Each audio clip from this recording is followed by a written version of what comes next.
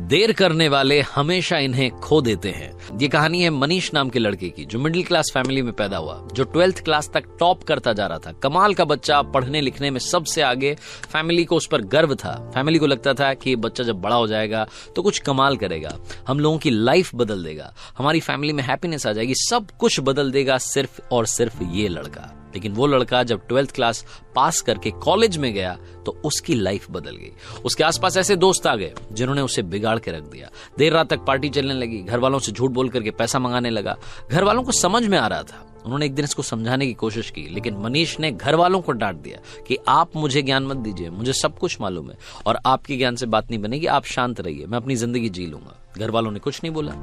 1 साल के बाद में जब रिजल्ट आया तो मनीष एक सब्जेक्ट में फेल हो गया, और जहां ये फेल होने वाली बात आई वहीं ये बात इसके ईगो को हर्ट कर गई कि जो लड़का 12th तक टॉप करता आ रहा था वो कॉलेज में जाते ही फेल कैसे हो सकता है।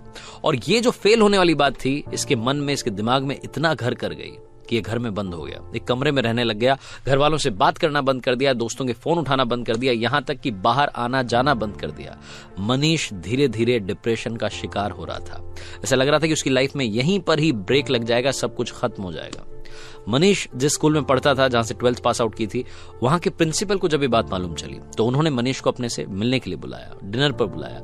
वो इन्विटेशन ये रिजेक्ट नहीं कर सका, इसको मानना ही था कि न्योता आया था, प्रिंसिपल साहब के यहाँ जाना था। तो मनीष पहुंचा शाम में, और इसने देखा कि प्रिंसिपल साहब गार्डन में बैठे हुए थे, अंगीठी पर हाथ ताप रहे थे, सर्दी का माहौल था।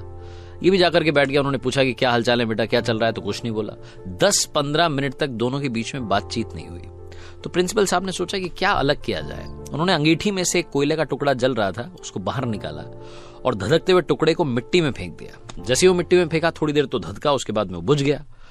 तब मनीष ने बोला कि सर ये आपने क्या किया, एक कोयले का टुकड़ा जो अंदर जल रहा था, धधक रहा था, हमें गर्मी दे रहा था, उसको बाहर मिट्टी में फेंक दिया, बर्बाद कर दिया। तो प्रिंसिपल ने कहा कि बर्बाद कहां कर दिया, कौन सी बड़ी बात हुई, वापस इसको ठीक कर देते हैं।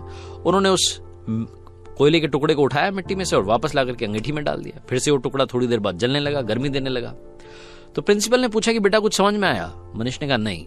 तो प्रिंसिपल ने कहा कि बेटा मैं यही समझाने के लिए तुम्हें यहां बुला रहा था, ये जो कोयले का टुकड़ा है ये तुम हो। तुम जब अंगीठी से बाहर आए, गलत संगति में गए, मिट्टी में गए तो बुझ गए, लेकिन वापस आकर के जल सकते हो। शर्त यह है कि अब अंगीठी में वापस आना होगा, अपनी लाइफस्टाइल बदलनी होगी, अपने दोस्त बदलने होंगे। बस इतनी सी बात तुम्हें समझाने के लिए यहां बुलाना चाहता था। मनीष को सारी बात समझ में आ गई, उसकी लाइफ बदल गई।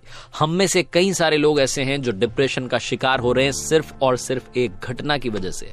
हो सकता है जिंदगी किसी मोड़ पर आप फेल हो गए हों और आपको लग रहा हो कि सब कुछ बर्बाद हो गया है, इससे आगे कुछ नहीं हो सकता। एक कोट मैंने पढ़ा था, मुझे बड़ा पसंद है, लाइफ गोज ऑन, जिंदगी चलती रहती है, so just keep going. Life goes on, so just keep going. चलते रहिए, सब कुछ अच्छा होगा, ये विश्वास रखिए। आरजे कार्तिक एक बार फिर आपसे कहेगा कि अगर फेल होना बहुत बड़ी बात है तो ऐसा मत सोचिए। फेल होने के बाद बाउंस बैक करना सबसे कमाल और सबसे जरूरी बात है। ऐसे कई सारे एग्जाम्पल्स हमारे सामने हैं जो फेल हुए लेकिन उन्होंने वापसी की। तो कम बैक करने के लिए तैयार रहिए, डिप्रेशन को टाटा बाय बाय कहिए।